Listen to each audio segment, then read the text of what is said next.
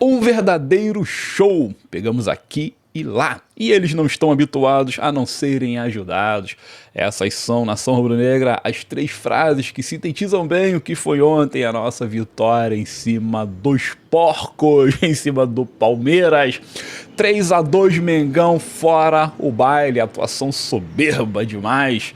Flamengo voltou a disputar o Campeonato Brasileiro de forma firme e, cara, ainda não só depende da gente, mas estamos ali, ó, com a mãozinha na disputa, firmemente, vamos juntos até o fim.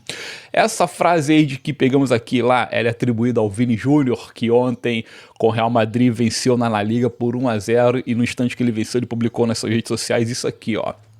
Vencemos aqui, 1-0, pronto. E depois que saiu o resultado do jogo do Flamengo, ele completou e colocou: vencemos aqui e lá também. Então tá aí, cara, o Vini Júnior sempre atento ao nosso Mengão, nosso cria do Ninho, que se Deus quiser, um dia ele retornará, né?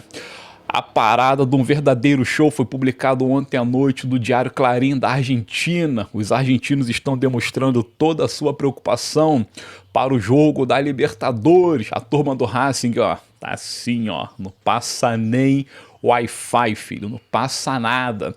O Clarim Diário frisou o primeiro resultado de 3-0 contra o Botafogo e ontem o 3-2 contra o Palmeiras. 3-2, na verdade, 3-1, na verdade poderia ser 3-0 também se não fosse aquele desentendimento na hora da substituição na lesão do Léo Ortiz, né? O Flamengo ficou praticamente 5 minutos com o jogador a menos e isso aí acabou custando muito caro. Foi mais um erro do departamento médico do Flamengo, capitaneado pelo japonês Fernando Sasaki, né? Do que qualquer outra coisa. Então, se não fosse esse erro, não teria saído aquele gol. E no finalzinho, aquele golzinho lá se eu não me engano, do Piquerez, enfim, o bagulho ali não representou absolutamente porcaria alguma, tá? Então, placar real, 3-0. E acabou, filho. Então, ontem o Clarim Diário mostrou esses resultados. Eles estão dizendo aqui, ó, o Flamengo deu um verdadeiro show, avassalador, um futebol de primeiríssima qualidade. E estão ali alertando para a periculosidade contra o Racing. Flamengo e Racing se enfrentam quarta-feira no Maracanã e, se Deus quiser, vambora, pelo menos mais 3, né, na conta do chá para depois irmos à Argentina, deitar e rolar e rumo à final, rumo à quarta conquista da glória eterna. E, evidentemente, eles não estão habituados a não ser ajudados. Foi o nosso querido José Boto, que, porra, a cada dia que passa eu tô gostando mais desse português, gente. Tô gostando mais e mais e mais desse português. Ele fala mesmo, ele não corre, entendeu?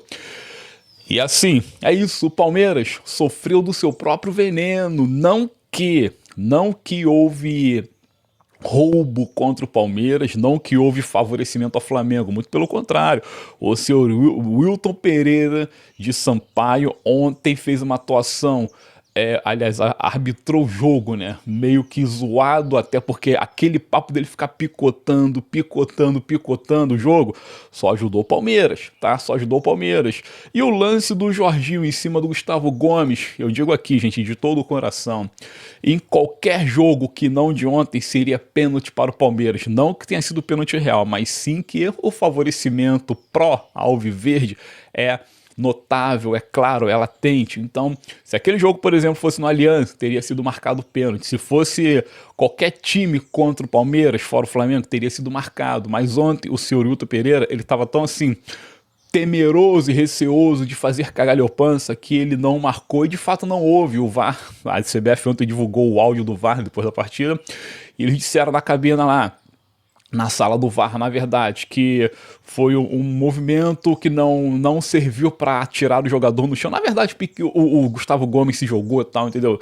O Jorginho se arriscou? Sim, se arriscou, porque o sistema está montado para favorecer o Palmeiras. Mas no conceito geral, não houve o pênalti. O juiz não marcou em ponto final, ou seja, jogada legal e não teve nada de favorecimento para A, B ou C, não. Os palmeirenses estão chorando de bobeira. E o Boto, como disse, foi muito preciso ao dizer isso aí. Eles não estão acostumados a não serem favorecidos. Do mais, a arbitragem foi ruim, como sempre mas dos males o menor, pois não comprometeu o resultado da partida. Gente, bom dia, boa tarde, boa noite. Segundou no canal Fla Seguinte, estamos começando mais uma semana de trabalho. Temos muito assunto para falar a partir de hoje. Claro que o foco agora está na Libertadores, né? E assim por diante, é o que eu falei ontem. Antes dessa bola rolar aí, faltavam 17 jogos para terminar a temporada. 11 pelo Brasileirão, 3 pela Libertadores e, se Deus quiser, 3 na Copa Intercontinental de Clubes, né? Lá no final do ano. Então, se o Flamengo ganha a Libertadores, se Deus quiser, vai pegar o PSG. Então, vamos lá, jogo a jogo. Modo sprint ativado, modo sprint, acelerar o processo, usar a inteligência e bora ser campeão de tudo, que se Deus quiser é possível. Ontem, com a nossa vitória, as chances de título subiram para 38%, a do Palmeiras caiu para 52%. Eu acho que o título voltou a ficar sob os nossos domínios. E eu quero frisar uma coisa que o Felipe Luiz falou que é muito importante. Porra, cara, confronto direto. O Flamengo venceu os 2 jogos contra o Palmeiras nesse Brasileirão. Os 2 jogos, há mais de 10 anos que o Palmeiras não sabe que é vencer o Flamengo, por exemplo, no Maracanã.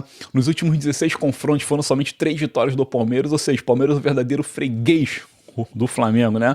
E no confronto direto, o Flamengo venceu os 2 e ainda assim se mantém líderes por um número de vitórias. É um critério todo zoado da CBF. O Felipe falou, só existe aqui no Brasil. Qualquer lugar do mundo, o primeiro critério de desempate é o confronto direto.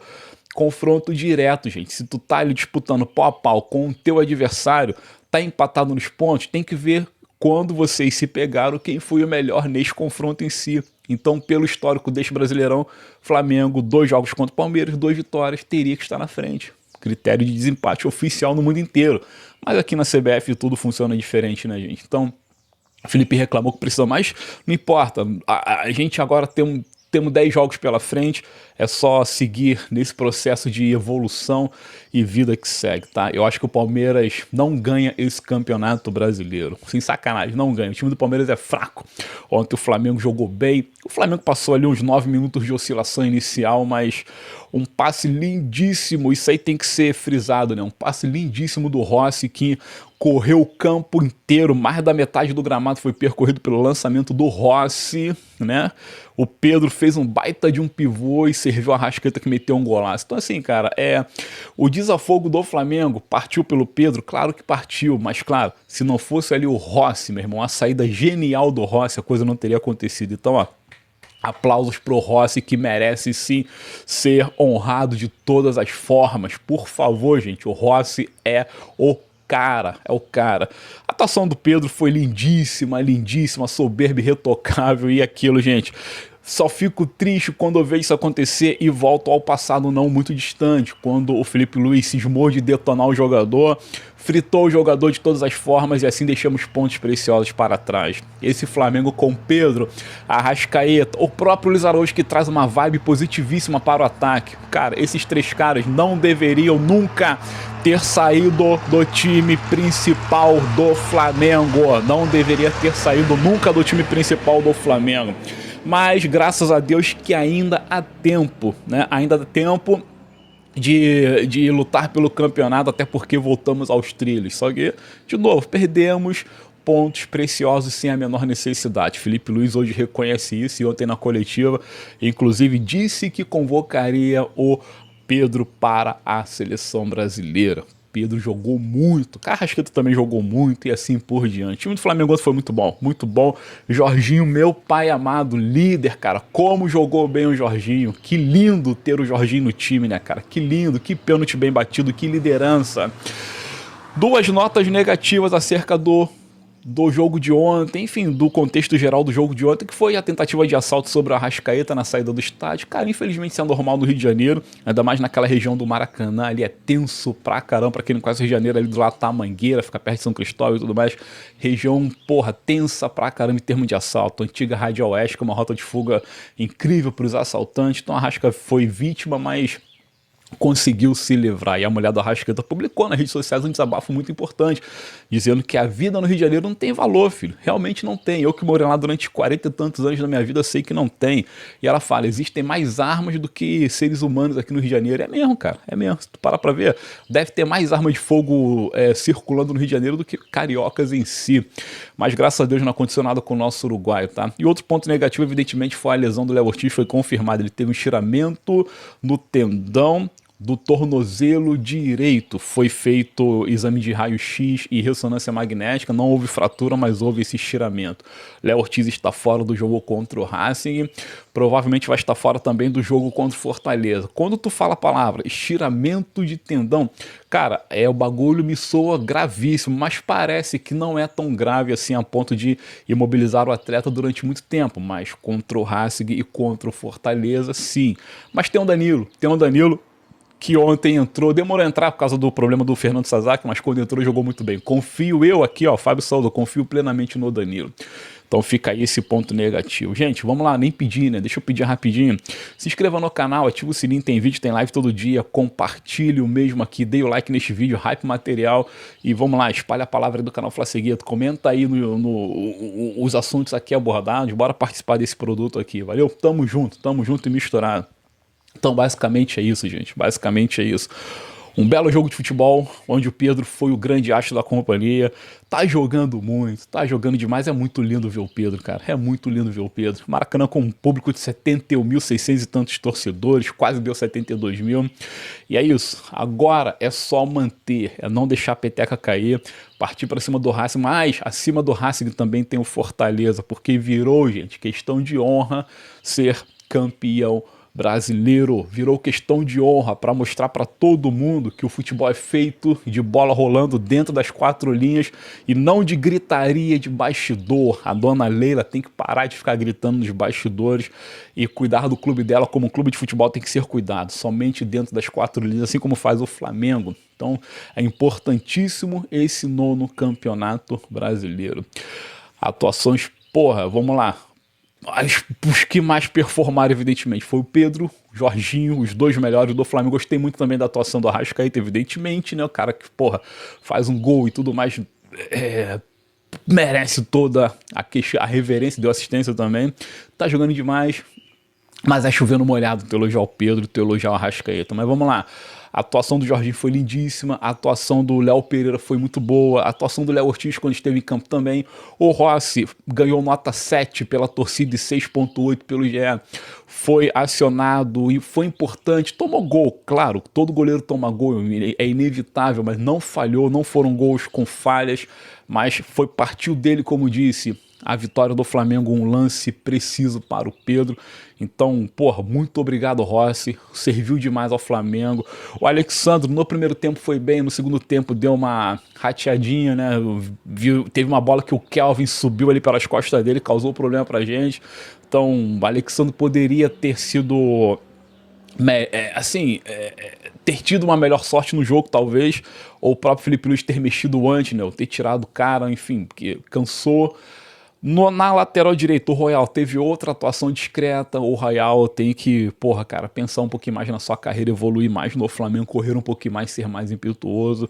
No contexto geral, o Pulgar foi bem. O Araújo decepcionou um pouquinho de novo. Segundo jogo do Luiz Araújo, que ele poderia ter jogado mais, mas tá deixando a desejar. Mas ainda não é assim, vou criticar o Araújo e quero o Plata. Não, eu quero a continuidade do Luiz Araújo, tá? Mas precisa melhorar. E, infelizmente, o principal ponto negativo, de novo, não queria falar, mas tem que falar, fica por conta do Samuel Lino. Lino, mais uma partida abaixo, mais uma vez foi criticado, foi questionado o Felipe Luiz na coletiva de imprensa acerca da performance do atleta. O Felipe Luiz saiu pela tangente, mas a verdade é que todos nós estamos vendo. O Samuel Lino não tá...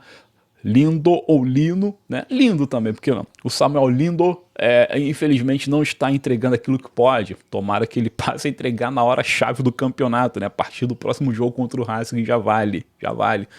Então é isso, ponto negativo, Samuel Lino.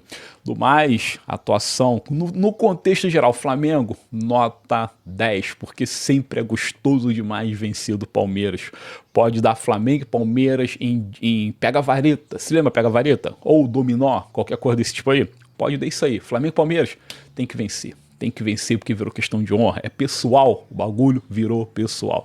Então, minha nota para o Flamengo é nota 10 e morreu o assunto. Valeu, nação rubro-negra, obrigado. Tem live de pós-jogo logo mais, tem mais assunto rolando aqui no canal e é isso. Valeu mesmo, tamo junto e saudações rubro-negras. Obrigado.